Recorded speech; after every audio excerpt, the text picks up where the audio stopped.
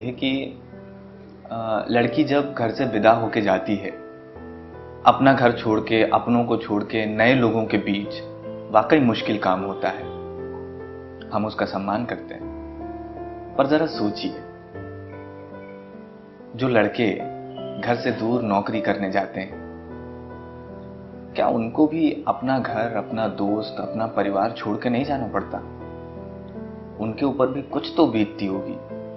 मैंने सोचा उस ख्याल को क्यों ना कुछ शब्दों के माध्यम से आप तक पहुंचाऊं। तो ये कुछ लाइनें हैं, वो हम पढ़ते हैं आज। जो तकिए के बिना कभी सोने से भी कतराते थे, आकर देखिए वो अब कहीं भी सो जाते हैं।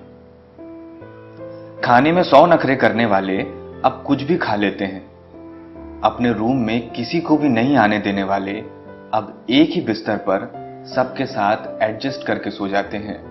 भाई साहब, लड़के भी घर छोड़ जाते हैं, घर को मिस करते हैं, लेकिन कहते हैं कि बिल्कुल ठीक हूं। 100 ख्वाहिशें रखने वाले अब कहते हैं कि नहीं, कुछ नहीं चाहिए। पैसे कमाने की जरूरत में वो घर से अजनबी हो जाते हैं, लड़के भी घर छोड़ जाते हैं। बना बनाया खाने वाले अब वो खाना खुद बनाते हैं। मां, बहन, बीवी का बनाया अब वो कहां खा पाते हैं। कभी थके हारे होते हैं तो भी वैसे ही सो जाते हैं, क्योंकि बेटे भी घर छोड़ जाते हैं। मोहल्ले की गलियां, जाने पहचाने रास्ते, जहां दौड़ा करते थे अपनों के वास्ते, माँ बाप का प्यार, यार, दोस्त सब पीछे छूट जाते हैं। तन्हाई में करके याद लड़के भी आंसू बहाते हैं, क्योंकि बेटे भी घर छोड़ जाते हैं।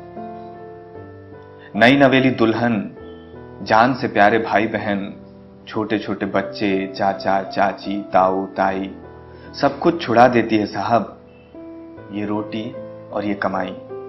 मत पूछो इनका दर्द वो कैसे छुपाते हैं, क्योंकि बेटे भी घर छोड़ जाते हैं। आज की ये कविता उन सारे बेटों के लिए, उन सारे लोगों के लिए जो नौकरी करने घर से बाहर निकले हैं, जिनके कंधे पर 100 जिम्मेदारियां हैं, जिनको बहुत कुछ झेलना भी पड़ता है, लेकिन क्योंकि हमारे समाज में एक डायलॉग प्रचलित है कि मर्द को दर्द नहीं होता, लेकिन ये फिल्मों में ठीक लगता है। मर्द को भी दर्द होता है, उसके भी आंसू आते हैं और बेटे भी घर छोड़ जाते हैं।